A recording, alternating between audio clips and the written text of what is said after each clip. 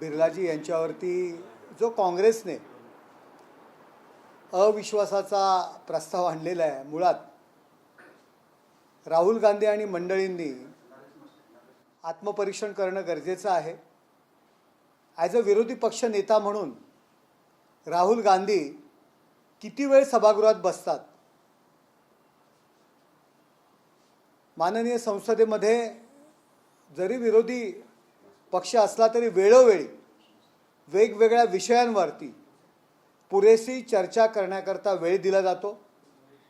राहुल गांधी ज्यावेळी भाषण करतात तेव्हा मुद्दा बाजूला ठेवून नको त्या विषयावर, देशाच्या संरक्षण विषयावर सुद्धा जे बोललं नाही पाहिजे अशा पद्धतीने ते बोलत असतात।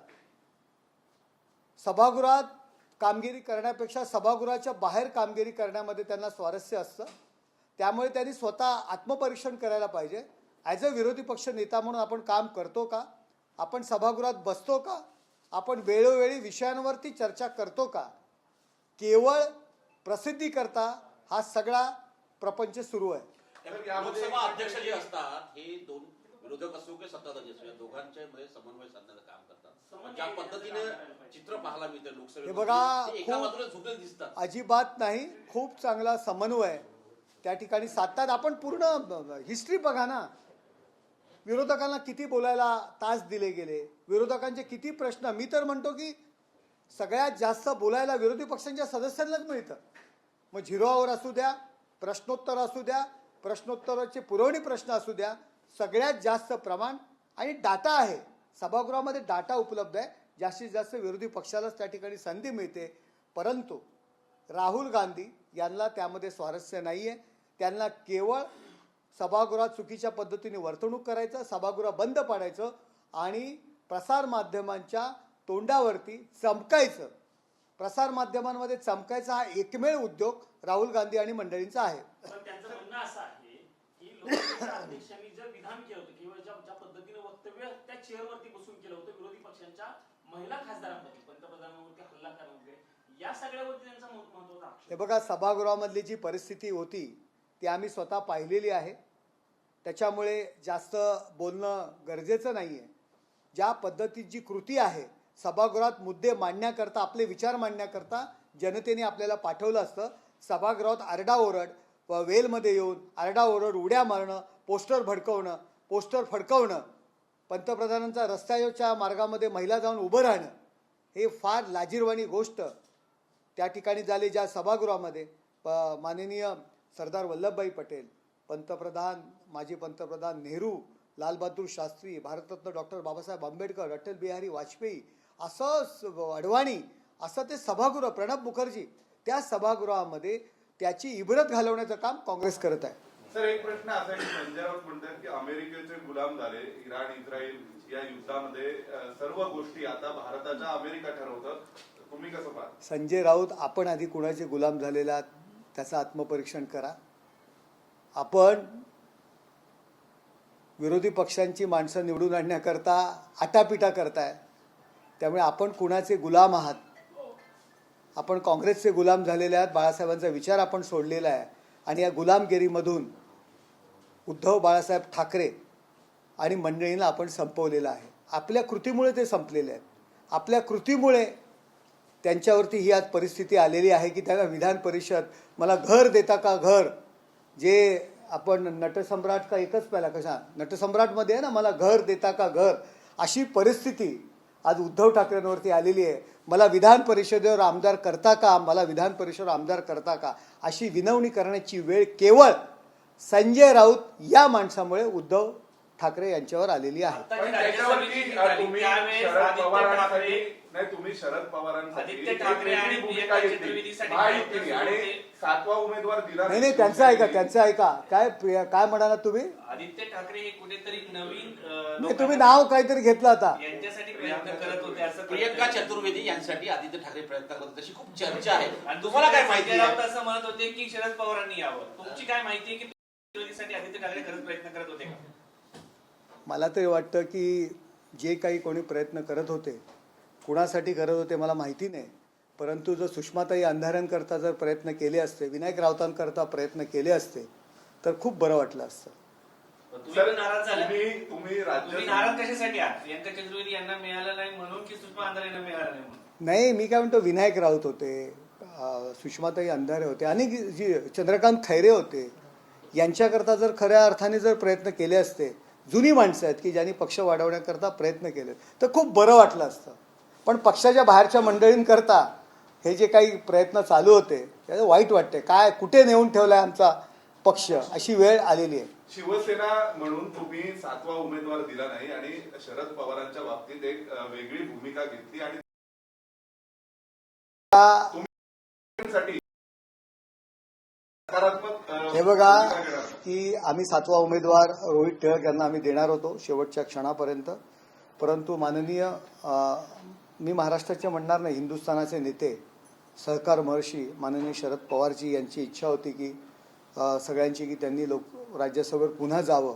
त्याकरता जयंत पाटील असतील, सुप्रियाताई असतील, यांनी सगळ्यांनी श्रीकांत शिंदे असतील, त्याचबरोबर आमचे एकनाथ शिंदे साहेब यांच्याशी चर्चा केली. तशी यांनी चर्चा करावी ना, एकनाथ शिंदे साहेबांकडे चर्चा करावी, आदित्य ठाकरे यांनी फोन करावा की आम्हाला पाठिंबा द्या, संजय राऊतांनी फोन करावा. तुम्ही दिला असता पाठिंबा? आम्ही अहो फोन तर करा, मग नंतर आम्ही ठरवू ना काय करायचं. ज्या पद्धतीने पवार साहेबांकरता अनेक नेत्यांनी फोन केले, संवाद साधला, तसा यांनी संवाद साधावा एकनाथ शिंदे साहेबांशी. एकनाथ शिंदे दिलदार वृत्तीचे आहेत, मोठ्या मनाचे आहेत, पण यांनी फोन तर करावा, आदित्य ठाकरेंनी फोन करावा. उद्धव ठाकरेंच्या पक्षाचे नेते होते का शरद पवारांसाठी संवाद साधण्यासाठी? शरद पवार यांच्या खासदारकीसाठी संवाद साधला ज्यांनी म्हणताय तुम्ही, त्यामध्ये उद्धव ठाकरेंच्या पक्षाचे नेते होते का? आता संजय राऊत तर वकिली करतच होते ना सगळीकडे, आपण तुमच्याकडे पाहिलं. त्यांनी केली का एकनाथ शिंदेकडे? हे बघा, एकनाथ शिंदे साहेबांकडे वकिली करण्याची गरज नाही, शरद पवार साहेबांशी करण्याची गरज नाही, कारण शरद पवार साहेबांबद्दल आम्हाला रिस्पेक्ट आहे. परंतु जो संवाद साधला सगळ्यांनी, जयंत पाटलांनी संवाद साधला, सुप्रियाताईंनी संवाद साधला, तसा यांनी संवाद साधावा. आणि मग आमचे एकनाथ शिंदे साहेब दिलदार वृत्तीचे आहेत, संवाद तर साधावा. आदित्य ठाकरे यांनी फोन करावा की उद्धव ठाकरे यांना पाठिंबा द्यावा, मग बघू ना काय होतं ते. म्हणजे राज्यसभेसंदर्भात प्रश्न आहे. अगोदर तुम्ही मिलिंद देवरा यांना दिलं होतं, त्यांचा काय पक्षाला फार उपयोग झाला नाही असं म्हणतात.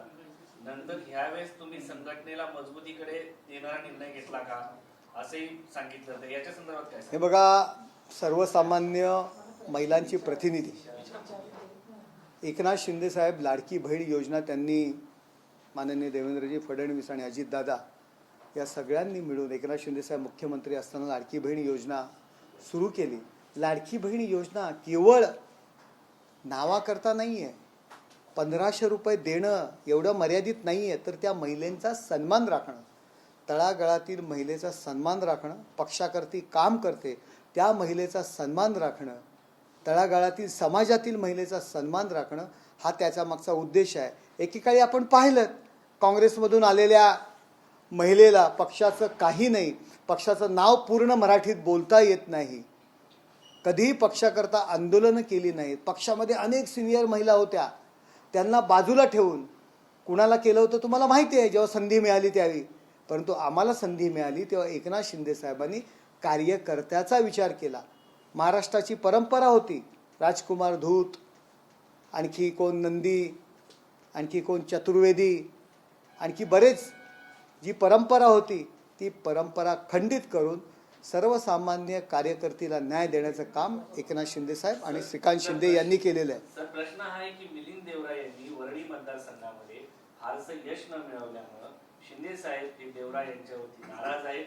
त्यांना राज्यसभा दिली, काँग्रेसमधून त्यांना आणलं, त्यांचा पक्षाला काय फायदा झाला या संदर्भात तुमच्याच पक्षामध्ये चर्चा सुरू आहे. हे बघा, मुंबईचा विषय आहे, हे मान्य आहे की वरळीमध्ये किंवा त्या भागांमध्ये परळमध्ये आम्हाला काही तसं जास्त यश मिळालं नाही, परंतु त्या संदर्भात काय चर्चा सुरू आहे किंवा काय नाही मला काही त्याची कल्पना नाही, कारण तो मुंबईचा विषय आहे. सर, अजित पवार यांचा जो अपघात झाला होता त्याच्यामध्ये व्ही.के. सिंगचा जबाब नोंदवण्यात आलाय. त्याच्यामध्ये त्याचं म्हणणं आहे की सुमित कपूर हा जो पायलट होता त्याची ही सगळी चूक. आता त्याची चूक हा कसं सांगतो याच्याबद्दल प्रश्नच आहे, पण त्यांचं तसा जबाब त्याने नोंदवलेला असल्याचं स्वतः VSR कंपनीच्या मालकाने CIDला सांगितलं. हे बघा, आता हा खूप मोठा गहन विषय आहे.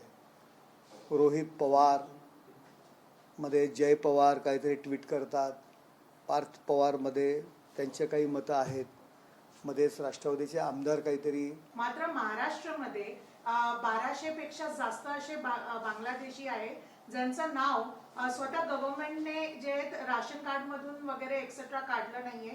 ATS ने स्वतःने लिस्ट ई जी आहे पुढे केली आहे, पण अजूनपर्यंत ते बाहेर निघाले नाही. हे बघा, बांगलादेशी नागरिक असतील आणि आपण पाहिलंय की आता महाराष्ट्राच्या निवडणुका होत्या तोपर्यंत मतदार यादीची पुनर्रचना करेपर्यंत निवडणुका घेऊ नका अशी विरोधकांची मागणी होती.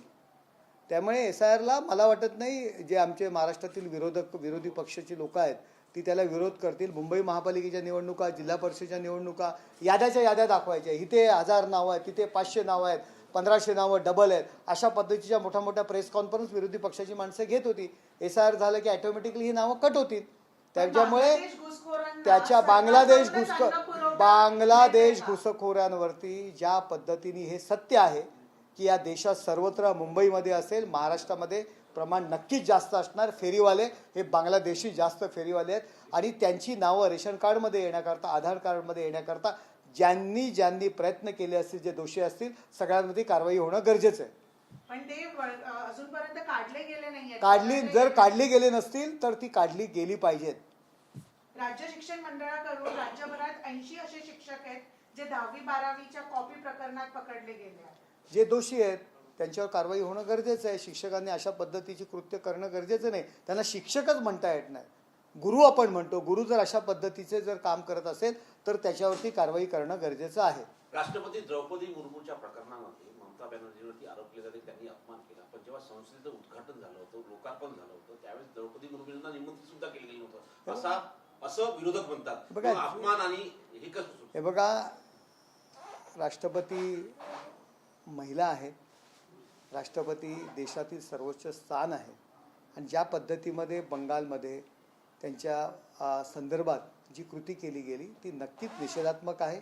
पक्ष हा बाजूला असतो. राष्ट्रपती मॅडमचा जो रिस्पेक्ट राखणं हे त्या मुख्यमंत्र्यांचं काम होतं. त्यासुद्धा महिला आहेत. पक्षीय भेद तुम्ही बाजूला ठेवून त्यांचा सन्मान राखणं गरजेचं होतं. सर, अहिल्याबाई देवी होळकर वैद्यकीय महाविद्यालय, त्याचं नाव अजित पवार राखणं हे कुठे ना कुठे सांगितलं जात होतं. हे बघा, ज्या ओबीसी नेते लक्ष्मण आके आणि गोपीचंद पडळकर यांचा विरोध. बघा, ज्या वास्तूला ऑलरेडी आधीचं नाव असेल,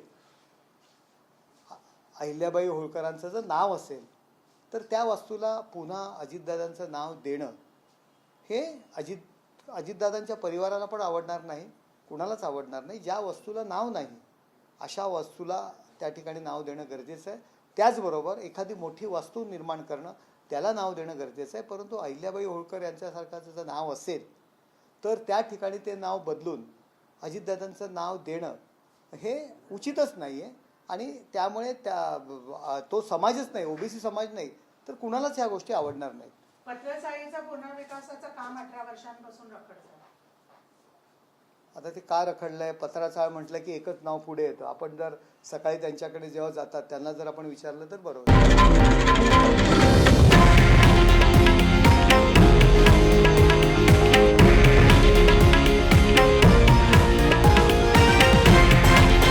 हे आहे देशातील नंबर 1 न्यूज नेटवर्क आणि आपण पाहत आहात TV9 मराठी, एकमेव.